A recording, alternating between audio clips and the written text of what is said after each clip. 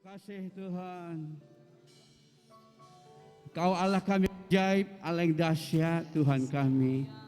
Penuh kasih, penuh kemurahan, kesabaran. Engkau yang melindungi kami. Oleh anugerah-Mu semata-mata kami boleh ada sebagaimana kami ada saat ini. Oleh rahmat-Mu, anugerah-Mu yang ajaib. Kami hidup berdasarkan apa yang Kau sediakan. Bukan berdasarkan apa yang kami punya. Bukan berdasarkan apa yang kami miliki. Bukan berdasarkan kekuatan dan kesalehan kami. Tapi kami hidup semata-mata oleh rahmat Tuhan. Oleh kasih karunia-Mu. Terima kasih Tuhan. Terima kasih untuk peristiwa yang kami alami dalam minggu ini. Terima kasih apa yang terjadi bagi keluarga saudara kami Bang Victor. Engkau yang terus menghibur keluarga ini. Juga saudara kami Pak Payan yang sudah Tuhan panggil pulang. Tuhan menghibur, beri kekuatan pada keluarga yang tinggalkan. Terima kasih Tuhan, bangkitkan senantiasa. Tuhan menghibur kami semua yang merasa kehilangan. Terima kasih Tuhan, berbicara pada kami. Tuhan, tidak ada yang kembali dengan sia-sia dari tempat ini. Biarlah kami dapatkan firman yang rema, yang disingkapkan, yang diwahyukan pada kami. Karena itulah yang memerdekakan kami, membuat hidup kami berubah. Terima kasih kalau ada di antara kami yang lemah dikuatkan, kalau ada yang sakit disembuhkan. Amin. Kalau ada yang bimbang atau dalam persimpangan jalan, Tuhan yang memberi solusi. Amin. Tuhan memberi kekuatan, kepastian. Terima kasih Tuhan. Berbicara pada kami, urapilah hamba-Mu yang menyampaikan, dan kami semua yang mendengarkannya. Nah, segala kemuliaan, kehormatan hanya bagi Tuhan, hanya bagi Engkau. Dalam nama Yesus kami berdoa, kami syukur. Mari semua kita yang lapar dan haus berkata, amin. Silakan duduk saudara. Salam semua. Salam. Ya. Saudara, ya. Ya, terima kasih untuk tim profetik yang melayani kita.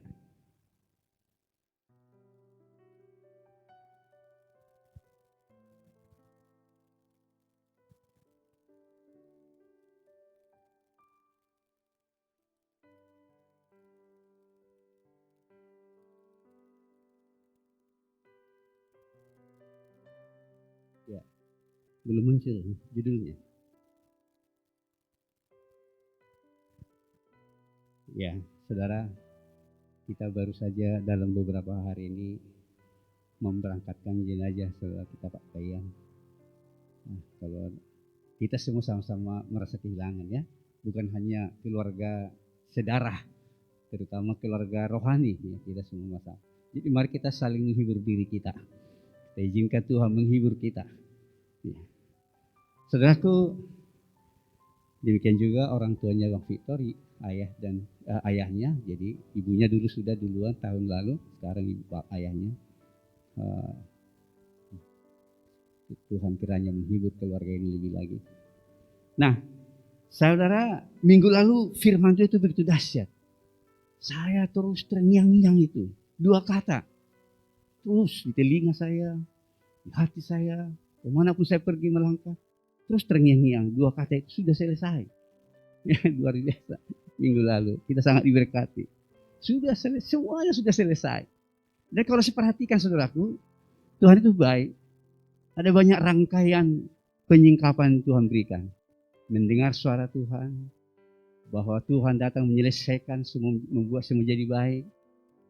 Sebelumnya lagi kita mendapat kebenaran, kita bangun hidup kita di atas batu karang yang teguh, supaya kalau ada badai tidak runtuh kehidupan kita, ya.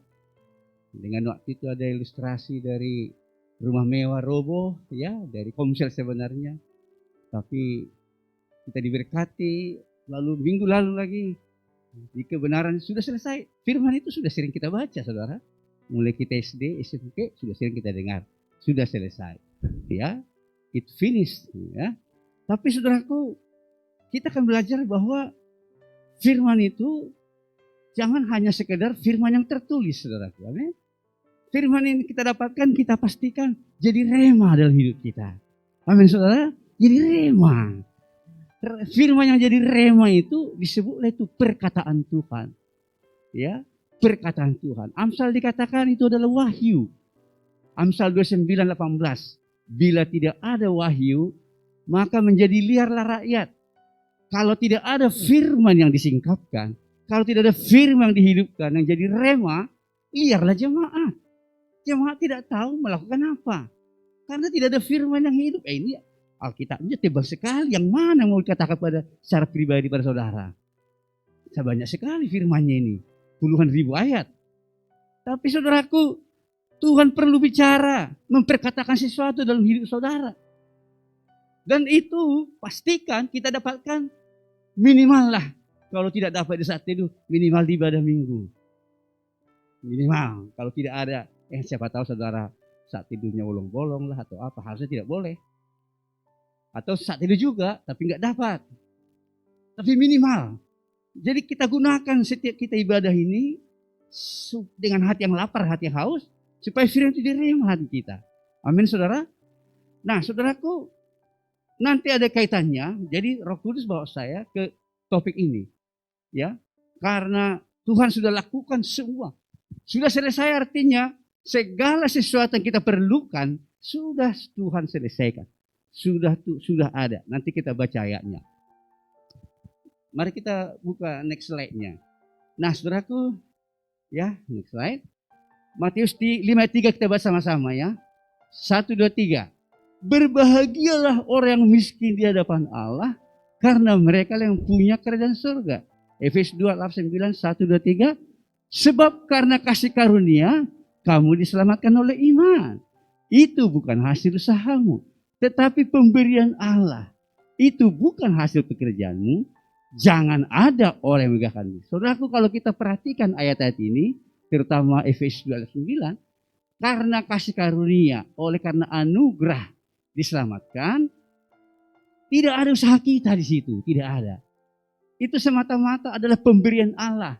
Tidak ada pekerjaan kita, tidak ada karya kita di situ. Semua pemberian Allah. Jadi apa artinya saudaraku? Klik lagi. Ya, sepertinya harus diklik sekali lagi. Ya benar. Jadi kalau dikatakan orang miskin di sini, ini maknanya disatukan aja. Berarti orang yang selamat oleh kasih karunia atau anugerah Tuhan bukan berdasarkan karena usaha kita, bukan karena ada apa yang ada pada kita. Artinya orang miskin di sini adalah orang yang hidup oleh anugerah Tuhan. Bukan karena apa yang dia miliki atau tidak miliki. Tetapi hidup dari apa yang surga sediakan. Amin. Apa yang Tuhan sediakan. Jadi kalau ada orang kirim-kirim sekarang ini posting-posting status ya. Karena dalam suasana pandemi ini terutama anak muda. Jangan banyak berharap tahun 2021. Biasa-biasa aja. Jangan berharap, jangan begini. Ada nada-nada pesimis. Maka Tuhan tidak mengajarkan seperti itu pada kita. Karena kita hidup bukan berdasarkan ada pandemi atau tidak ada pandemi. Bukan berdasarkan apa yang ada pada kita. Bukan berdasarkan kekayaanmu atau uang pensiunanmu. Pensiunanmu besar atau kecil, tidak ada masalah. Yang penting adalah kamu hidup dari persediaan Tuhan. Uang pensiun bisa habis. Benar nggak saudaraku? Yang pensiun, maaf kalau sudah pensiun di sini. Saya juga 5 tahun lagi mau pensiun. Atau mungkin ada hidup dari tabungan. Ya, tabungan kita bisa habis. Siapa yang bisa menebak saudaraku tabungan itu tiba-tiba hancur karena hancur usaha? Kan kita bisa tebak. Atau tiba-tiba longsor seperti rumah yang di Citraland ya. Ya mungkin dia sudah investasi 1,7 M. Dia berpikir inilah rumah masa depan kami. Ya, kami habiskan tabungan untuk ini 1,7 M. 3 tahun lagi akan naik harganya. Oh, investasi. Tahu-tahu hancur saudaraku. Tapi kalau orang hidup dalam kasih karunia, tidak masalah mau hancur tidak hancur. Karena apa? Dia hidup bukan berdasarkan investasi itu. Dia hidup berdasarkan persediaan Tuhan. Amin.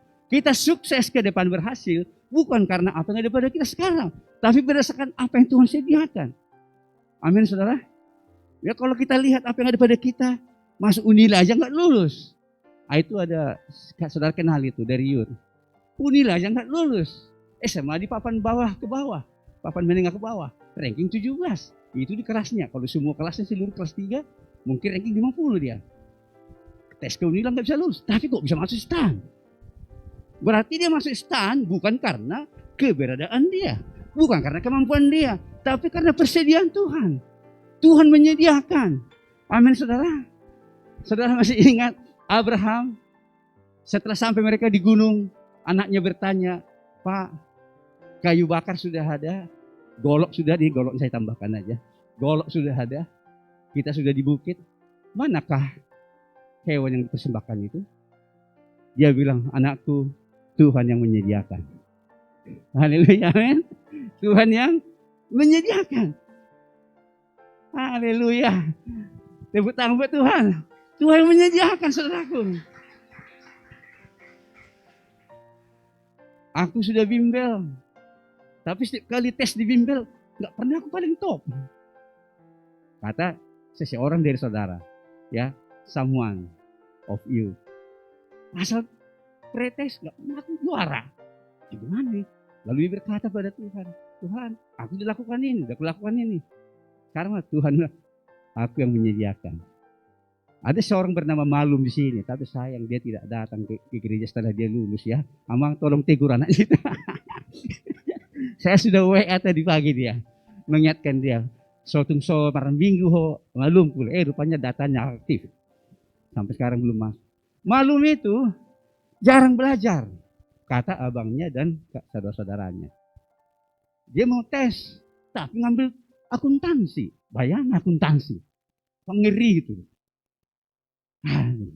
Malum jarang belajar, main ke sana kemari, bisnis duren, nggak tahu juga durennya itu, padahal nggak punya kebun duren, tapi bisa jadi juragan duren. Dan memang sudah ada bakat tanda-tanda pebisnis dia itu. Aku masuk akuntansi, abangnya melarang. Akhirnya masuk di tes ke FISIP, nggak lulus. Tapi waktu tes berikutnya mandiri kah namanya? Benar ya Pak? Ya. Lalu dia bilang, aku ngambil akuntansi lagi katanya. Wah, sebab itu waktu dia mengambil akuntansi, saudara-saudara sudah melarang dan tertawakan. Karena udah tahu siapa dia. Dia berdoa teriak-teriak di kamar. Jadi cerita dari orang tuanya.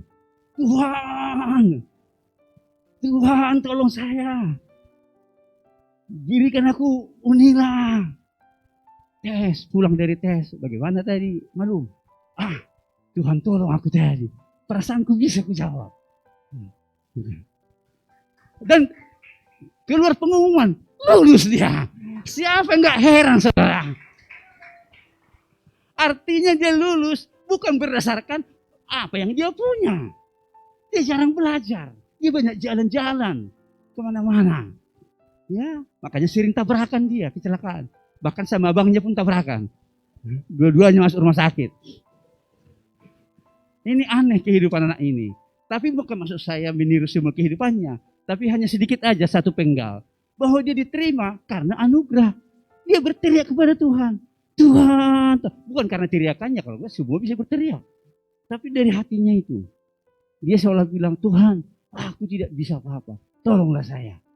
Jadi kasih karena dia lulus. Sayang dia enggak bercerita lagi tentang itu.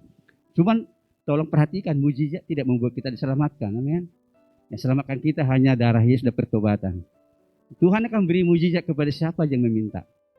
Tapi mujizat belum tentu menyelamatkan kita kalau kita tidak bertobat sungguh-sungguh. Oke? Karena ada juga orang bangga, aku dulu minta itu dikasih. Iya, tapi sekarang gimana kau? Kan gitu yang penting kan? Nah, makanya nanti seperti itu dalam paling penting. Nah, saya kembali ke sini. Jadi orang miskin di sini adalah orang hidup oleh karena anugerah Tuhan. Orang yang lulus karena anugerah Tuhan, bukan karena apa yang dia miliki atau tidak miliki, tapi hidup dari apa yang surga sediakan bagi kita. Amin, saudara. Nah, saudaraku, Efesus 1:3-8 ini hubungannya dengan firman Tuhan minggu lalu. Mari kita bahas sama-sama. Kekayaan orang terpilih. Saudara adalah orang terpilih dengan saya. Silakan, next slide.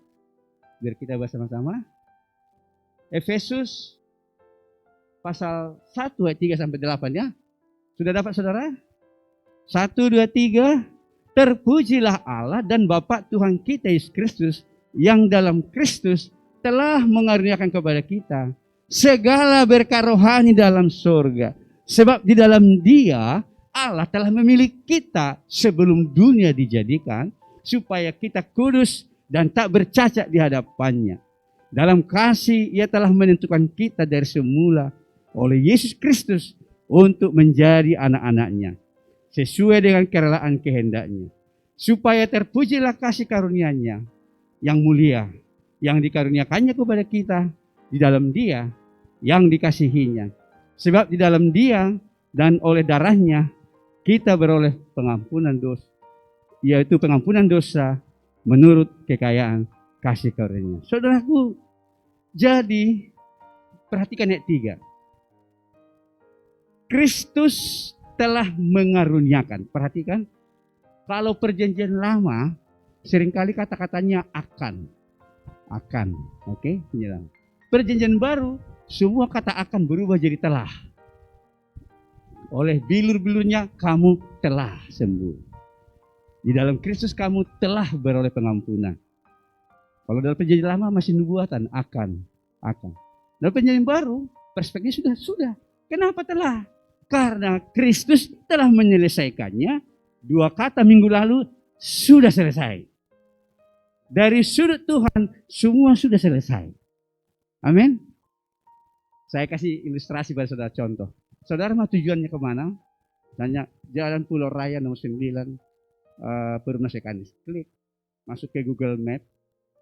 Lalu rute, klik rute, cet, langsung muncul warna biru. Ya kan? Seperti jalan. Administratornya itu sudah ada di sana, di rumah kami. Padahal saya masih di sini. Ngerti saudara? Adminnya sudah di sana, sudah di tujuan. Saya masih di sini. Sekarang saya tinggal menjalaninya. Ngikutin. Saya klik lagi sekali lagi. Apa setelah rute apa lagi? Satu lagi. Apa? Mulai. Setelah mulai, klik. Baru tiba-tiba dia bilang setelah 200 meter belok ke kiri. Gitu. Wah, kita mulai dituntun. Kita mulai melangkah. Dia sudah di sana duluan. Dia sudah menunggu kita. Tuhan sudah ada di sana. Kira-kira gitulah. Tuhan, mana tujuanmu? Aku ingin menjadi serupa dengan Kristus. Aku ingin masuk surga. Tuhan sudah di sana. Tuhan sudah sediakan. Tinggal kita memulai melangkah. Amin. Tinggal mulai melangkah. Karena Tuhan sudah sampai di sana. Kita tidak perlu lagi meraba-raba seperti orang-orang yang di luar Kristus. Apanya? Insya Allah terus. Mudah-mudahan. Ya ada mudah-mudahan. Ini sudah kepastian. Tinggal menjalani. Nah saudaraku, bagaimana caranya daftar kekayaan tadi dalam kita bisa terjadi? Karena Tuhan Yesus menyediakan. Bagaimana menyediakannya? Yohanes 11:30 katakan, sudah dikutip minggu lalu. Kliklah ya. Sesudah Yesus meminum anggur asam itu, berkatalah ia, sudah selesai. Amin. Oh itu dalam banget bagi saya. Kemarin kita dengar, lazimnya orang kalau di pesta perkawinan menikmati anggur yang manis. Sebenarnya saudara, anggur yang manis. Walaupun orang itu bukan siapa-siapa, masih orang berdosa, sedang pesta anggur manis. Tapi Yesus datang tidak berdosa, datang untuk menolong manusia, dikasih anggur asam, saudara. Waduh, sedih sekali ya. Tapi saudaraku, itulah harga yang dia bayar, dan dia menyelesaikan semua dengan baik, supaya kita diselamatkan. Coba seandainya Yesus tidak menyelesaikannya sampai sempurna, kita tidak jadi diselamatkan. Nah, dia menyelesaikannya dan berkata sudah selesai. Jadi semua kekayaan yang tadi di Efesus ini, semua berkat rohani dalam surga itu ada, sudah ada karena Yesus yang melakukannya di Kalvari. Dia berkata sudah selesai. Omong-omong suara saya jelasnya ke belakang, jelasnya ya. Di telinga saya nggak stereo, jadi nggak tahu saya apakah dengar jelas atau tidak. Hanya sebelah telinga saya mendengarnya. Nah, saya pikir seperti mendengung atau gimana gitu ya. Enggak ya. Bagus ya. Oke. Nah saudaraku, mari kita lihat. Bagaimana kita bisa hidup oleh anugerah Tuhan. Saudaraku, pertama kita harus kembangkan hidup kita oleh iman. Amin. Oleh iman. Lewat setiap firman yang kita terima. Nah, pertama ingatlah. Firman yang kita terima yang rema. Minggu lalu remanya apa? Sudah selesai. sudah Tuhan sediakan. Pegang itu. Kembangkanlah iman kita lewat perkataan itu. Kembangkan terus. Oh, sudah selesai. Ini banyak masalah tante. Langsung kita dengar, sudah selesai. Walaupun masih dalam proses diselesaikan. Tapi dalam pikiran kita, semua itu sudah selesai. Wah, Tuhan bawa saya tiba-tiba perenungan. Sepertinya rema-rema yang kami dapatkan minggu ini ada kaitannya juga dengan kondisi jemaat, terutama dengan Pak Payan ya. Kita dengar hidup di atas firman. Lalu Yesus datang buat segalanya jadi baik. Lalu sudah selesai. Benar-benar sudah selesai Pak Payan itu di dunia ini. Ya. Jadi bisa jadi Tuhan berbicara pada kita multidimensi. Bukan hanya pada orang kita semua seluruhnya, tapi setiap orang dengan masing-masing punya keunikan masing-masing. Ya, sudah selesai. Bagi saya juga, Tuhan bicara sudah selesai tentang cucu. Nah, cucumu belum ada, sudah selesai, sudah ada, tinggal jalani. Amin. Haleluya. Masa depanmu sudah selesai. Sudah Tuhan atur di sana. Dia Tuhan bilang, udah kusiapkan pekerjaan bagimu. Jalan terus. Sudah kusiapkan tempatmu untuk kelak setelah lulus. Sudah kusiapkan teman hidupmu. Ayo, come on. Jalani. Amin. Jalani. Mari kita lihat 1 Korintus 5:7. Tidak ada di sini. Kita baca Alkitab kita. Ya, 1 Korintus 5:7. Firman yang kita terima, kita imani, kita hidupi. Ya. Sebab hidup kami sudah dapat 1 Korintus 5:7, 1, 2, 3 belum dapat. 2 Korintus sepertinya, bukan 1 Korintus. Saya salah. Maaf. 2 Korintus 5 ayat 7. Ya. Sudah dapat? 1, 2, 3. Sebab hidup kami ini ada karena percaya. Bukan karena melihat. Bukan karena melihat siapa saya. Apa yang saya punya. Apa kemampuan saya. Bukan karena melihat itu. Tapi karena mempercayai firman-Nya. Firman itu lebih tinggi daripada apa yang saya lihat. Ada cara mata jasmani. Tolong jangan bosan mendengar kesaksian saya tentang ambeien. Karena saudara pun tidak pernah bosan baca kesaksian Paulus kan. Mulai dari kecil sampai hari saudara masih baca terus. Aku udah baca kitab setahun sekali, berarti 15 kali ku baca kesaksian Paulus itu. Belum lagi ku dengar dari khotbah orang lain. Ya aku gak pernah bosan. Nah sekarang anggaplah saya Paulus juga kan. Kan kisah para rasul, kisah para anak-anak Tuhan. Kan gitu kan? Jadi salah satu kisah Pak Naik. Ngerti kan saudaraku? Saya melihat ambeien-nya masih sakit. Masih menetes darahnya. Istri saya sambil menggoreng, sambil ngelamun. Katanya sudah sembuh. Ya saya sudah bilang sembuh. Ya memang sudah sembuh. Masih sakit memang. Tapi saya percaya firman Tuhan. Secara fakta saya masih sakit. Tapi firman-Nya bilang aku telah sembuh. Jadi itu ku pegang terus. Ku hidupi, ku percayai. 1 minggu, 2 minggu makin kecil tinggal sebesar biji jagung, lama-lama sebesar biji beras. Tidak lama kemudian kami melayani retreat 3 sesi berdiri terus. Yang tadinya 5 menit sudah tidak tahan, sudah begini berdirinya. Karena apa? Supaya lebih rapat dikit. Sudah diatur-atur begitu. Tapi sekarang 3 sesi. 2 sesi di mimbar, 1 sesi konseling. Tidak ada keluhan saudara. Karena apa? Fakta itu di bawah firman Tuhan. Firman lebih tinggi. Nah, ini yang penting kita pegang. Firman bicara mengenai persediaan Tuhan. Janji Tuhan. Penyingkapan, pewahyuan. Tuhan wahyukan. Nah saudaraku, jadi kita kembangkan hidup oleh iman. Roma 1:17 dikatakan, ya, kita lihat sebentar. Orang benar, kalau tidak salah, ya, hidup oleh iman. Sebab di dalamnya nyata kebenaran Allah yang bertolak dari iman dan memimpin kepada iman. Seperti ada tertulis, orang benar akan hidup oleh iman. Oke, iman itu bagaimana? Mari kita lanjutkan Roma 10 ayat 17 pula lagi. Ya. Sama-sama ayat 17. Oke, 1, 2, 3. Jadi iman timbul dari pendengaran. Dan pendengaran oleh firman Kristus. Saudara, minggu lalu saya dengar firman. Saya responi. Lalu firman itu menjadi rema bagi saya. Walaupun sudah berkali-kali aku dengar dari dulu. Bahkan aku pun sudah berkali-kali mengkhotbahkan itu. Tapi kemarin bukan soal karena pembicaranya hebat. Tapi karena Roh Kudus menyingkapkannya. Bukan. Tidak harus karena pembicaranya hebat, suaranya keras. Bukan, saudaraku. Itu bergantung pada kehausan kita. Kalau saudara lapar dan haus, Tuhan bilang akan dipuaskan. Nah, kenapa banyak jemaat tidak puas pulang dari gereja? Karena memang tidak rasa lapar. Datang beribadah hanya biasa-biasa saja. Bahkan yang lebih parah, mau menilai khotbah. Sistematiskah khotbahnya? Sesuaikah dengan kaidah-kaidah apalagi ilmu penafsiran, apa itu namanya itu. Jadi setelah kita selesai khotbah, lalu sampai ke catatannya kepada kita. Bang, tadi khotbahnya kurang sistematis. Oh, kalau seperti ini mana mungkin saudara diberkati. Datanglah dengan rasa lapar. Datang, telan firman itu. Buka mulutnya menganga seperti orang lapar. Lalu firman itu masuk ke dalam batinmu, mulut batin, roh rohani. Jadi rema bagi kita. Rema bagi kita.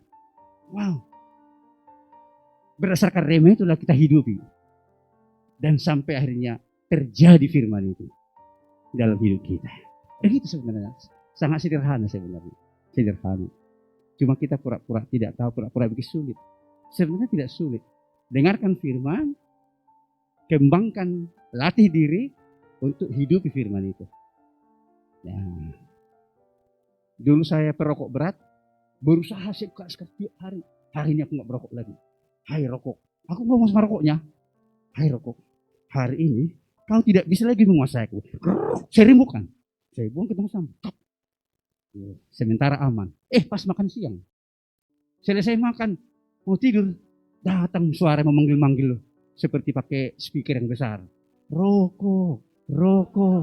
Wah, waduh, saya lawan. Makin saya lawan, rokok. Seperti Paulus katakan, semakin aku berusaha melawannya, semakin aku terbelenggu katanya. Semakin aku terbelenggu, lama-lama aku tidak merokok lagi. Tapi kaki merangkah ke warung yang depan. Aku tidak merokok lagi. Lama-lama dekat ke warung. Dulu masih bisa beli rokok batangan, ketengan. Oh, Pak, Mang, rokok 1 batang. Rokok. Makin dalam. Kan karena 5 jam gak merokok kan, sekali merokok. Lalu sorenya frustrasi lagi. Tuhan Yesus, gagal lagi aku. Waduh, besok mulai lagi datang. Hari ini aku tidak merokok lagi. Kau dengar itu? Lalu gagal lagi. Suatu saat saya datang ke kamar. Saya bilang, Tuhan, aku menyerah. Aku tidak akan berusaha lagi. Aku berhenti berusaha. Belum ada yang ngajari saya tentang ini, belum. Jadi ini benar-benar asli saya dapatkan sendiri. Saya bilang, aku akan berhenti berusaha. Aku hanya meminta kemampuan, kekuatan daripadamu. Kalau engkau berdiri, aku kasih kekuatan berhenti merokok, aku akan berhenti merokok. Tapi kalau Tuhan tidak beri, aku akan merokok selama-lamanya. Ya, gitu. Tiba-tiba ada kuasa yang keluar dari mulut saya, seperti ada sesuatu. Saya rasakan, seperti ada sesuatu yang keluar. Saya belakangan tahu itu adalah ikatan nikotinnya. Misalnya kita supaya lebih rohani, roh nikotin gitu kan. Supaya lebih rohani kan, roh nikotin gitu. Jadi kayak gitulah. Roh setan tapi melalui nikotin kan gitu kan. Candunya. Begitu keluar, saya malah merdeka. Tapi walaupun begitu, dasar orang penasaran kan, pengen bukti. Masih ku bawa rokok 1 batang ke toilet kamar mandi. Ku coba 1 kali isap. Begitu ku alsip bahasa Batak, bahasa Indonesia nggak tahu apa di alsip itu. Langsung pusing. Jatuh saya ke tembok. Jadi seperti orang yang belum pernah merokok, tiba-tiba merokok. Saya bilang, Tuhan, terima kasih. Berarti saya seperti bayi yang belum pernah merokok. Aku sudah bebas. Itulah artinya saya tidak mengandalkan kekuatanku lagi. Aku menjalani kehidupan bebas dari rokok bukan berdasarkan kekuatanku. Aku tidak mengandalkan Usahaku. Itu maksudnya kamu diselamatkan oleh iman, itu bukan hasil usahamu. Jadi dulu Martin Luther pun begitu. Supaya berusaha dia selamat atau setidaknya merasa selamat, dia mulai mengerjakan semua peraturan-peraturan gerejanya waktu itu. Menaiki tangga semacam Via Dolorosa. Tapi lama-lama dia mikir, kok gak ada damai. Sampai dia frustrasi. Kok saya gak selamat? Hanya dia duduk di kamarnya, dia membaca kitab dari Roma. Roma 6 ayat 23. Dia baca, sebab upah dosa ialah maut, tapi karunia Allah hidup kekal. Lalu dia baca lagi Efesus 2 ayat 8-9. Karena kasih karunia. Tiba-tiba dia bilang, Tuhan, aku selamat karena kasih karunia. Roh Kudus menyingkap pada dia. Dia itu merdeka dia. Lahir baru pertama kali. Martin Luther. Muncullah gereja Protestan. Memprotes cara-cara yang lama. Nah saudaraku, begitulah saudaraku. Kembangkanlah hidup oleh iman lewat firman. Firman itu yang dihidupkan, yang disingkapkan kepada saudara. Sama seperti yang dari Martin Luther itu. Disingkapkan kepada Martin Luther, lalu dia merdeka. Sampai lahirlah generasi disebut dengan tokoh reformator. Nah itu udah dia, tokoh reformasi di gereja. Saudaraku, saudara juga akan mengalami reformasi dalam hidupmu. Setiap ada ayat yang disingkapkan dari hidup saudara. Amin saudara. Ketika ada ayat berbicara pada saudara, saudara pasti mengalami reformasi di dalam kehidupan rohani ini. Amin. Jadi kedua, kembangkan hidup dalam doa, dalam roh. Tetap berdoa. Maksudnya, walaupun kita sudah dapat firman Tuhan kemarin misalnya sudah selesai, terus dalam doa mendoakan kebenaran itu dalam hidup saudara. Oh, naik cucu itu sudah ada, naik sudah selesai. Oh, sudah ya. Bukan berarti tenang-tenang gak didoakan lagi. Kita doakan terus. Tapi dengan posisi hati, Tuhan sudah selesaikan. Dari sisi Tuhan. Amin. Dari sisi Tuhan. Sama seperti tadi, Google Map tadi. Dari sisi admin, dia sudah ada di sana. Oke, kita masih belum. Jadi kita jalani. Ngerti nggak? Tapi mengimani peta tadi. Jangan garasak gerusuk. Sudah dikasih peta, warna biru. Wah, kita coba-coba jalan-jalan lain. Ya kan? Jadi dikasih peta, ikutin aja jalan peta itu. Ikutilah firman itu. Ikutilah firman. Dituntun Roh Kudus. Dituntun admin tadi. Belok kiri. Belok kanan. Lurus. Roh Kudus menuntun kita. Di jalan mana? Jalan peta yang sudah ada. Peta itu apa? Firman yang kita dengar tadi. Oh, sudah selesai. Oh, jadi kita damai. Tapi tetap dijalani. Tetap didoakan. Tetap. 1 Tesalonika 5 katakan tetaplah berdoa. Sebenarnya kalau dilihat dari dosa-dosa orang Kristen ini sebenarnya berat ya. Firmannya kan tetaplah berdoa. Seberapa banyak orang Kristen tidak berdoa? Jangan sedikit saudaraku. Masih lebih sering tetangga itu 5 kali sehari. Ini orang Kristen berdoa hanya mau makan. Ibadah hari Minggu terlalu sedikit. Kita bilang tetap. Artinya gaya hidup. Jadi doa menjadi gaya hidup. Amin. Tidak perlu disuruh-suruh. Jadi dia bangun, oh terima kasih Tuhan. Mau kuliah, Tuhan aku mau kuliah. Mari Tuhan Tuhan menyertai aku, beri aku hikmah. Terus komunikasi. Ya. Kemudian, saudaraku, mari kita klik lagi. Jadi penting untuk kita mendapatkan firman yang rema, ya, amin. Firman yang hidup, yang disingkapkan perkataan Tuhan. Nah, saudaraku yang menarik, ketika Tuhan menyingkapkan firman-Nya kepada kita, Tuhan itu seperti sedang memberitahukan kepada kita agenda dan rencana yang Dia miliki untuk kita.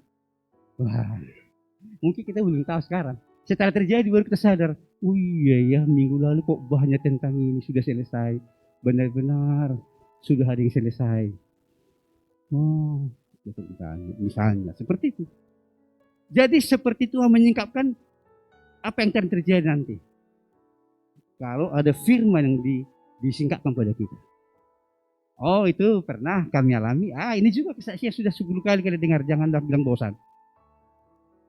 Saya dapat belajar mengisi bahan PA tentang kejujuran. Oke? Kejujuran topiknya. Lalu satu saat saya belanja. Uang 5.000. Waktu itu susu Denko masih 1.500 satu kaleng. Saya belanja uang 5.000 dikembalikannya 13.500. Jadi satu uang 1.000 ini harusnya 1.000 tapi jadi uang 10.000. Uang tertinggi waktu itu masih 10.000, pecahan terbesar 10.000. Sekarang 100.000 kan. Jadi ada uang 10.000 satu. Nah, 3 lagi uang ribuan. Nah, jadi baru ada uang 500, 13.500. Jadi saya bilang, kaget saya. Sudah dapat susu, dapat kembaliannya lebih dari 5.000 jadi 13.500. Haleluya Bapak. Haleluya tuh. Saya bawa ke rumah. Jadi tiba waktunya kami mau PA. Saya juga bersemangat nih mau bagi berkat. Siapa yang mau bagi berkat sebelum kita bahas bahan PA? Saya. Nah, Marga Siahan waktu itu, Darwin Siahan. Bapak PA kami masih di Unpad, belum di YPIB, belum GKKD. Apa berkatnya? Saya bilang, mari saya belanja 5.000. Tuhan tahu kesusahan saya. Tuhan tahu kami itu tidak ada wesel kan, wesel dulu bukan kiriman teman, wesel. Kiriman uang maksudnya. Wesel kami sedikit. Aku belanja 5.000 bang, kembali 13.500. Dapat susu, dapat uang lagi. Langsung disedih. Semuanya diam. Apa yang terjadi? Firman itu sebenarnya sedang menyingkapkan apa yang akan saya alami nanti.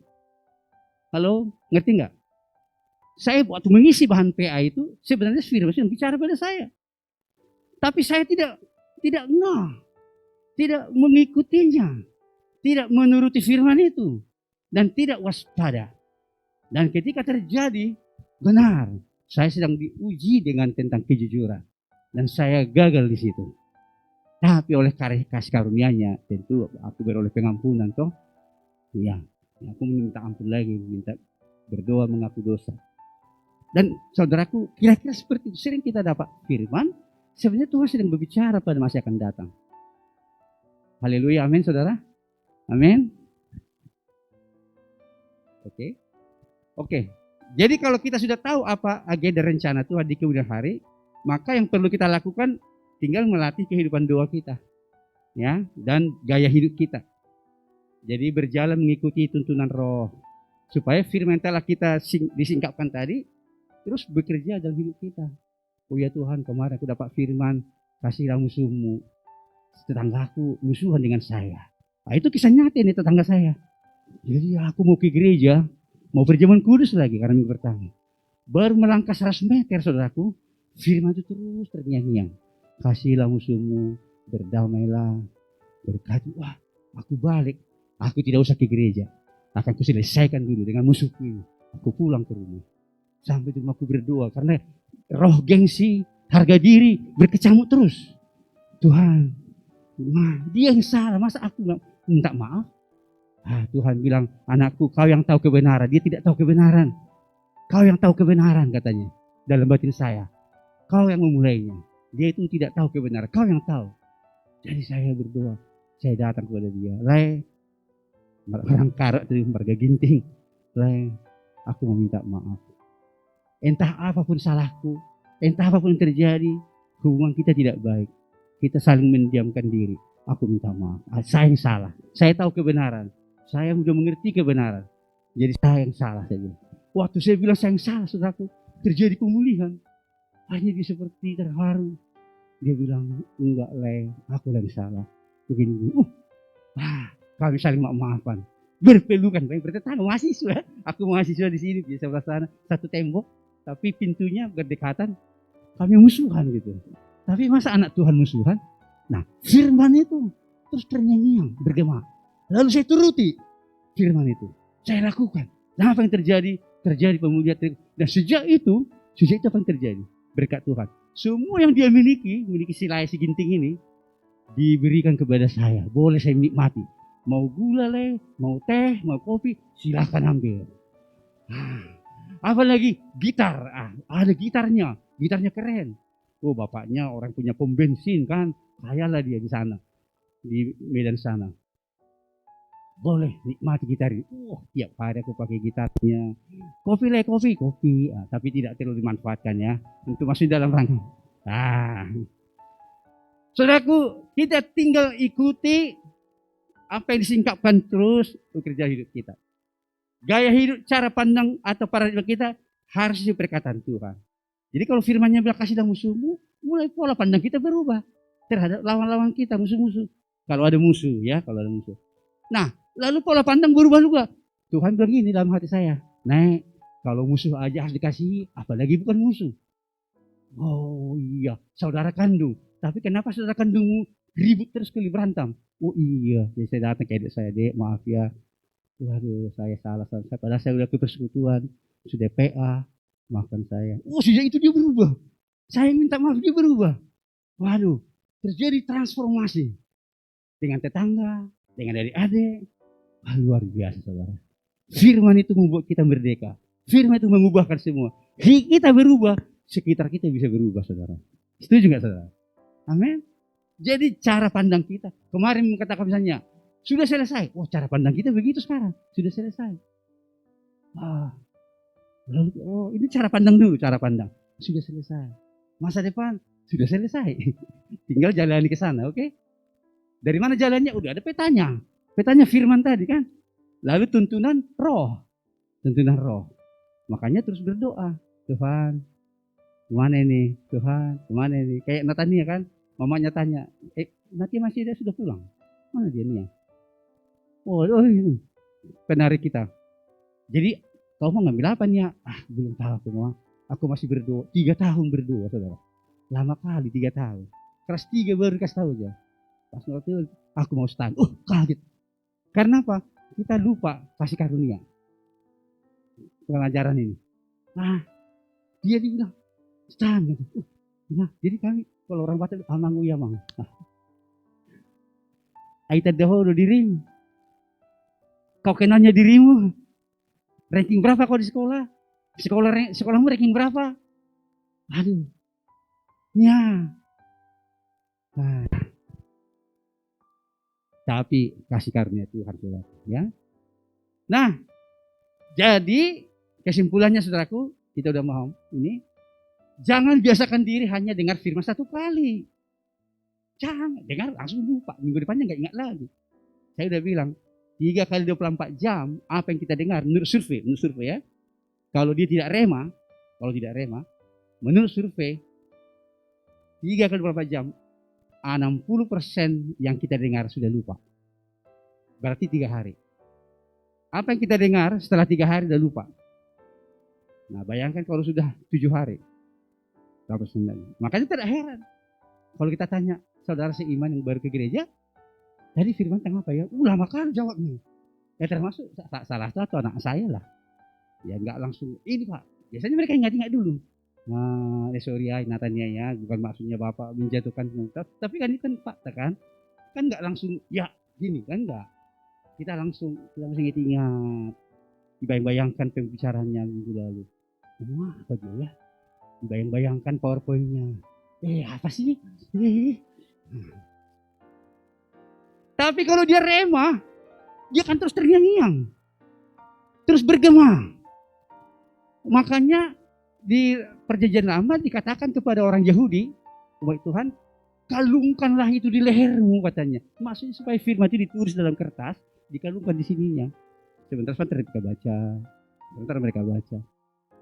Jadi gulungan itu dibikin jadi kalung di sini. Kalungkanlah itu di lehermu katanya. Firman itu. Ucapkanlah itu tiap hari kepada anak-anakmu ketika masih di tempat tidur, ketika istirahat, ketika duduk. Itulah maksud Tuhan supaya kita terus ingat firman itu. Itu sebabnya dikatakan sini, jangan biasakan dengar firman 1 kali lalu melupakannya. Yang paling menarik di bawahnya, pastikan kita semua aktif. Amin. Dan respon, ada respon. Kita gali lagi, kita renungkan kembali, kita doakan, lalu kita perkatakan. Wah, luar biasa. Amin, saudara. Luar biasa. Jangan, kalau kata-kata cinta dari pacar kita, sampai kumal-kumal kertas. Zaman dulu masih kertas, belum ada WA, belum ada. Kita simpan terus di bawah bantal. Kita hafal kata-kata dia itu ya. Sekarang surat cinta dari Tuhan. Kita dengar, kita gali lagi, kita renungkan kata demi kata. Kalau kita masih pacaran dulu, zaman dulu ya, bapak-bapak lebih tahu ini, kami dulu zaman itu. Semua kata-katanya itu kita gali. Jadi ada maksud ini itu ano. Jadi apa maksud itu ini? Ale ito. Holong dorohaku tuho. Aku cinta padamu. Namun, kata namun ibu kita langsung jantungan. Namun apa lagi? Waktu kita baca, aku cinta padamu. Wah, namun. Apa lagi namun ini? Lalu kita gali. Kalau kata-kata dari pacar, si doi. Masa firman Tuhan enggak kita gali, saudaraku? Tuhan bilang sudah selesai, gali lagi. Kembangkan lagi. Saya gali, dapatkan referensinya Efesus 1:3 itu. Pantas Tuhan bilang telah mengaruniakan segala berkat. Telah. Jadi segala berkat rohani telah Tuhan sediakan. Bagaimana caranya Tuhan menyediakan itu? Wah, rupanya itu tadi. Jadi kayu salib sudah selesai. Oh, jadi semua sudah selesai. Salib lambang dari plus. Semua kekurangan diubah jadi plus. Semua kelemahan berubah menjadi kekuatan. Jadi plus. Pikiran negatif berubah jadi pikiran positif. Nah, semua plus dan sudah selesai. Haleluya. Minimal walaupun belum kita lihat, tapi hati kita posisinya sudah di sana. Sudah ada iman. Tinggal mendoakannya terus, memperkatakannya, sampai firman itu bekerja dalam hidup kita. Amin, saudara. Haleluya. Ini jangan hanya amin-amin aja, saudara. Benar, kita praktekkan, amin ya. Kita praktekkan, oke? Jadi firman Tuhan hari ini kita praktekkan minggu ini. Oh ya, oke, saya mau praktekkan itu. Hidup oleh kasih karunia itu adalah hidup berdasarkan persediaan Tuhan. Bukan berdasarkan saya punya atau tidak punya. Jadi masa depannya Lomo bukan karena orang tuamu bupati, camat, atau pedagang kopi terbesar di Sumatera Utara. Bukan. Tapi masa depanmu berdasarkan persediaan surga bagimu yang sudah Tuhan sediakan. Amin. Haleluya. Nah, kita lihat contoh-contoh ya. Daud melawan Goliat dan hajar singa. Saya udah lihat singa. Aduh, kepala aja bisa remuk di giginya. Tapi kok Daud bisa mengalahkannya ya? Rupanya dia udah belajar mengandalkan kekuatan Tuhan. Jadi dia sering berkata, bukan oleh kekuatanku, tapi karena Tuhan. Dia bisa kalahkan singa. Lalu berhadapan dengan Goliat. Dia bilang sama Raja Saul, Tuhan, singa aja ku hancurkan. Ku tangkap jenggotnya, ku hajar dia, ku lepaskan kambingku yang dari mulut singa itu. Apalagi si Goliat ini katanya. Ya Tuhan bersama dengan aku. Lalu dia menghajar Goliat. Lalu kita baca 2 Korintus 11:10 ya. 2 Korintus, ya para pemain musik boleh maju ke depan ya, siapkan diri kita. 2 Korintus, bagaimana Paulus memberi kesaksian. 2 Korintus 12.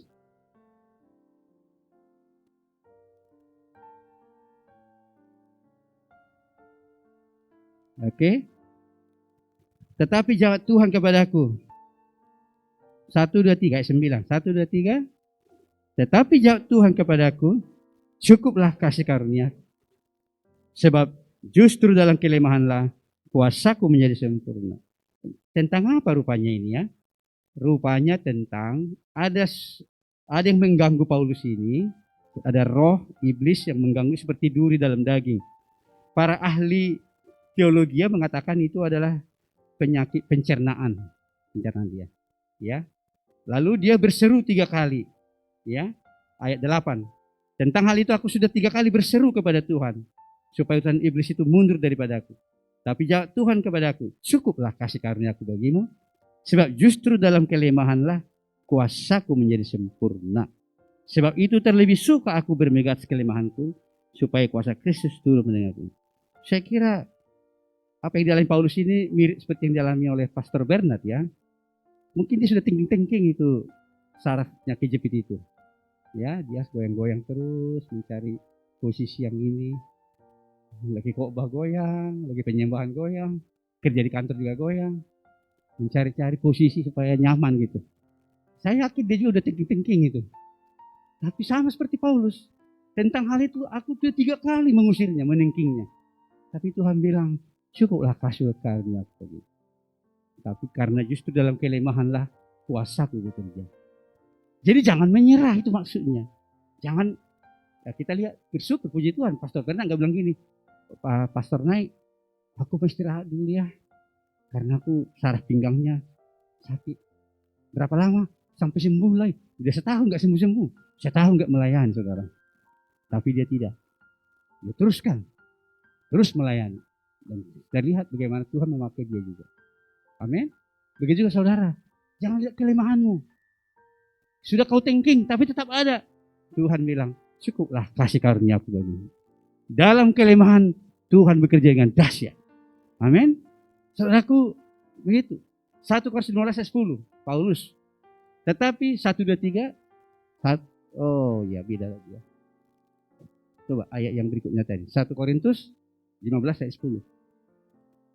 Ya.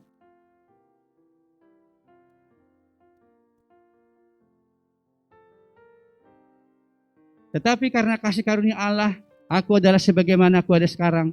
Dan kasih karunia yang dianugerahkannya kepadaku tidak sia-sia. Sebaliknya aku telah bekerja lebih keras daripada mereka semua. Tetapi bukannya aku, melainkan kasih karunia Allah yang menyertai aku. Jadi karena dia telah menerima kasih karunia Allah, maka dia merasa, wah luar biasa. Aku yang penganiaya jemaat, malah dipakai Tuhan. Luar biasa. Karena kasih karunia ini, dia dengan bekerja dengan tidak menyanyiakannya, dia bekerja lebih keras daripada mereka semua katanya. Tapi walaupun begitu dia tidak sombong. Dia nggak bilang, oh itu karena aku. Bukan. Dia bilang, tapi bukannya aku, melainkan kasih karunia Allah yang menyertai aku. Wah, jadi semakin kita merasa berhutang kepada Tuhan, karena kita selamat karena kasih karunia-Nya, kita diampuni terus karena kasih karunia-Nya, harusnya kita semakin bekerja keras bagi Tuhan. Semakin mengasihi dia. Semakin bekerja keras melayani dia. Tapi bukan karena kekuatan kita, tapi oleh karena Tuhan menyertai kita. Nah, rasul-rasul Petrus, Yohanes, dan lain, mereka adalah orang-orang biasa, saudara. Amin. Sederhana, nelayan, peternak. Tapi melakukan perkara-perkara yang extraordinary ya, yang luar biasa ya. Ada yang bilang, the ordinary people, orang-orang biasa, ya, to do the extraordinary. Orang-orang biasa mengerjakan hal-hal yang luar biasa. Saudara adalah orang biasa di mata orang dunia. Tapi saudara dipakai Tuhan melakukan hal-hal yang luar biasa. Amin saudara. Inilah yang dikatakan kasih karunia itu. Oke, saya kira udah cukup, itu udah jelas. Terlalu jelas. Sudah pengen selesai aja pastor, sudah jelas, sudah ngerti aku. Mari kita selesaikan. Oke. Saya sudah ngerti pastor. Mari kita bangkit berdiri. Kita nyanyikan. Tuhan kita Tuhan yang sempurna. Tuhan kau sempurna.